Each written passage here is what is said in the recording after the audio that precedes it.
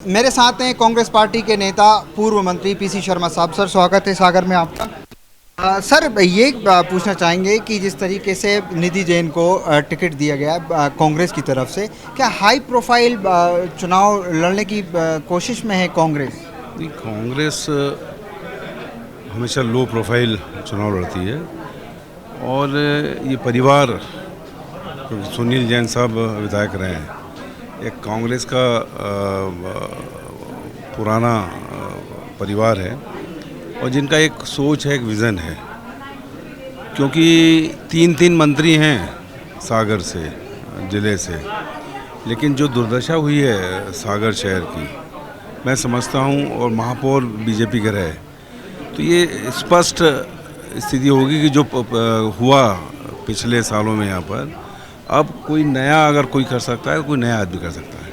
और जो मैं देख रहा हूँ निधि जैन जी का जो नॉलेज है, क्योंकि वो एक पत्र समूह को भी चलाती हैं, और जो उनकी सोच और विज़न है, वो निश्चित तौर से सागर के अंदर एक नया बदलाव लेके आएगा।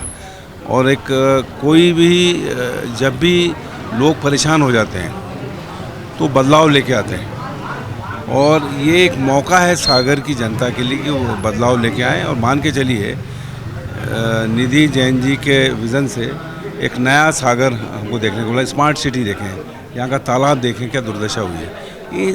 और आज कोई वजह नहीं दिख रही है कि इन स्थितियों में भारतीय जनता पार्टी को वोट देने की, क्योंकि इतने मंत्री होने के बाद भी कोई इसका विकास नहीं हो पाया। मैं भी कई दिनों से यहाँ पे आ रहा हूँ, लगभग 1-1.5 साल से, पर हम लोग मिले थे कमिश्नर से भी हुआ, सीवेज की प्रॉब्लम, स्मार्ट सिटी के रोड की प्रॉब्लम, पानी की प्रॉब्लम, जो नगर निगम की बेसिक चीज़ें हैं वही प्रॉब्लम है।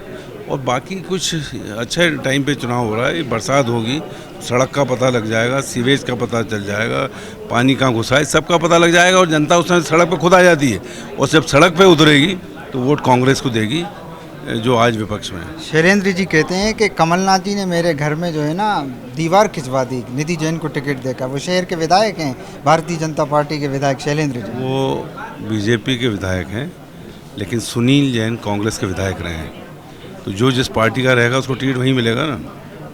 अच्छा सर, एक सवाल और पूछते हैं आपसे कि जब सरकार थी कमलनाथ जी की, आप मंत्री थे, उस वक्त अगर चुनाव हो जाते नगरीय निकाय के, तो कांग्रेस को ज़्यादा फायदा होता हुआ नहीं दिखता सर?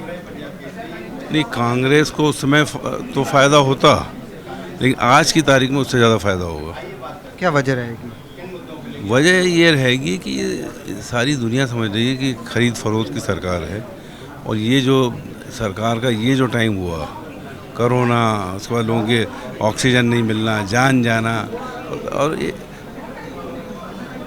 कर्ज लेके, कर्ज का इंटरेस्ट दे रही सरकार, त्राही मची हुई है। सरकार के पास एक पैसा नहीं है, कोई वर्ग ऐसा नहीं है जो परेशान नहीं हो। डीजल पेट्रोल रसोई, अभी तो भोपाल जैसी राजधानी में डीजल पेट्रोल ही नहीं मिल रहा है, महंगा अब मिल नहीं रहा है।